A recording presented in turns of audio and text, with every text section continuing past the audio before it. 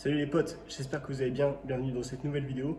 Aujourd'hui le but, ça va être tout simplement de venir corriger les erreurs qu'on voit le plus souvent en salle de sport.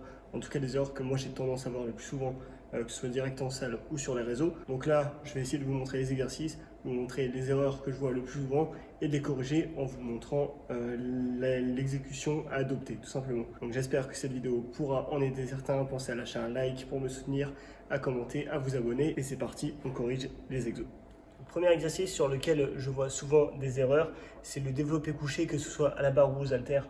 Là, pour la facilité, on va dire, du cadrage, je vais vous le montrer aux haltères, mais il y a deux erreurs qu'on voit souvent. La première, c'est en fait que souvent les pratiquants ne resserrent pas vraiment leurs omoplates derrière, d'accord, et ont tendance à avoir les épaules qui partent vers l'avant, et du coup, ils perdent la sollicitation au niveau des pectoraux et prennent quasiment tout dans les épaules, tout simplement. Donc en gros, ce qu'on va avoir tendance à voir, ça va être ce mouvement-là, où les épaules sont vraiment engagées vers l'avant. On vient descendre et on pousse. Et là vraiment, je prends littéralement tout dans les épaules. Donc là, l'idée en fait, c'est vraiment de resserrer les omoplates, de fixer, de sortir la cage au maximum. On se place, prenez le temps et pensez toujours à vous replacer tout au long de l'exercice parce que c'est une position qui n'est pas forcément facile à tenir, surtout quand on commence à charger.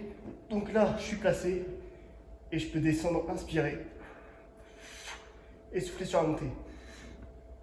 En gardant toujours ses épaules rétractées vers l'arrière et en gardant la cage thoracique ressortie.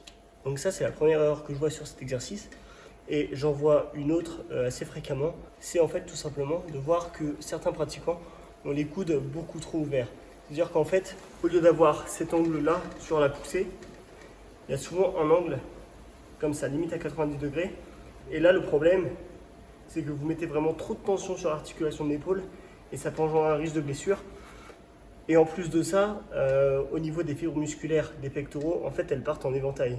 Donc ça veut dire que le but, c'est vraiment d'avoir cet angle-là, ici, entre le buste et le bras, de façon à être dans l'alignement des fibres et de pouvoir limiter les blessures et les douleurs aux épaules. En image, en fait, on a souvent tendance à voir ce mouvement qui n'est pas du tout optimal. Il faudrait plutôt faire ce mouvement.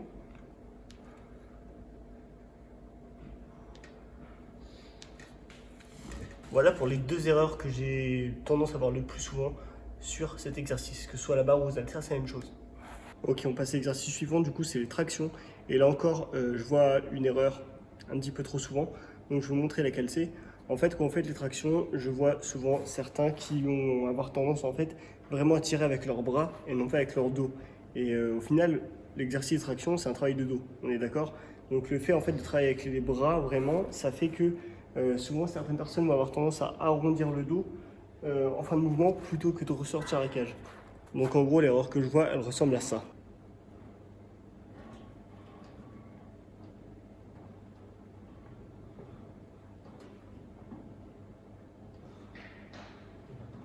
Alors que dans l'idéal, en fait, le but, ce serait vraiment de venir resserrer les omoplates dès le départ du mouvement et en fait juste de faire en sorte que les coudes suivent le mouvement plutôt que de faire l'inverse, que d'essayer de tirer et ensuite de rétracter. Donc en gros, ça donnerait ça.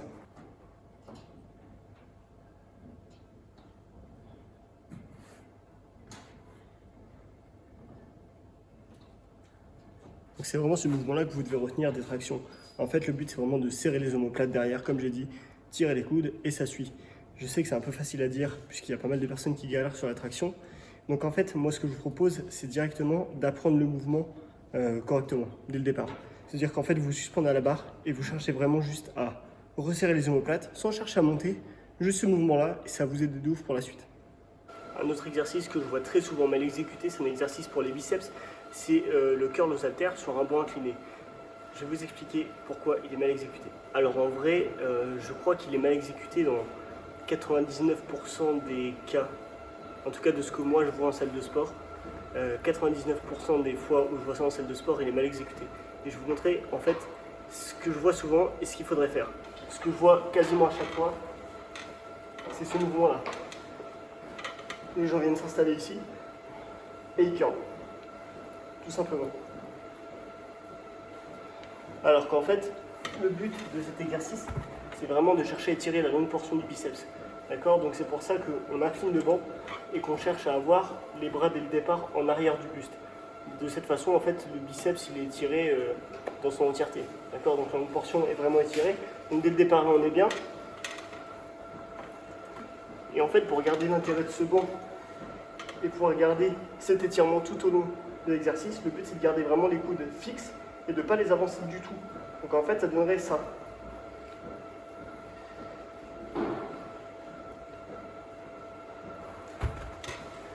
La bonne exécution, c'est celle-là en fait. Donc vraiment veillez à jamais avancer vos coudes ou à les rapprocher ou quoi que ce soit ou à les bouger puisque là vous perdez en fait l'intérêt de ce banc incliné et vous perdez la tension sur l'étirement du long biceps. Ok, je vous présente un dernier exercice où je vois des erreurs d'exécution tout simplement, c'est les élévations latérales. J'en vois pareil quasiment tout le temps. En fait, ce que je vois souvent, c'est ça. C'est ce mouvement en fait où les gens vont chercher vraiment à tirer sur les côtés avec les poignets et non pas avec les coudes. Donc en fait, ce qui devrait se passer sur ce mouvement, c'est vraiment d'oublier les avant-bras et vraiment en fait d'imaginer que la tension elle est ici, d'accord? Que le poids est là et que vous cherchez à déplacer ce poids-là. En fait, ça donne ça. En fait, il ne faut jamais que vos poignets dépassent la hauteur de vos coudes. Autre chose là-dessus, faites attention à ne pas ouvrir trop sur les côtés parce que là, vous allez solliciter plus les trapèzes que le deltoïde moyen.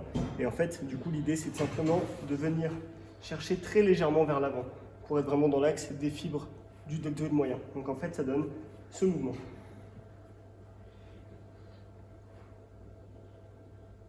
De cette façon, vous pouvez recruter parfaitement votre deltoïde moyen et avoir des grosses épaules en noix de coco. Bon les potes, on a déjà corrigé pas mal d'exercices. Je pense qu'on va s'arrêter là pour cette première partie. Je pense qu'on en fera d'autres puisqu'il y a pas mal d'exercices à corriger.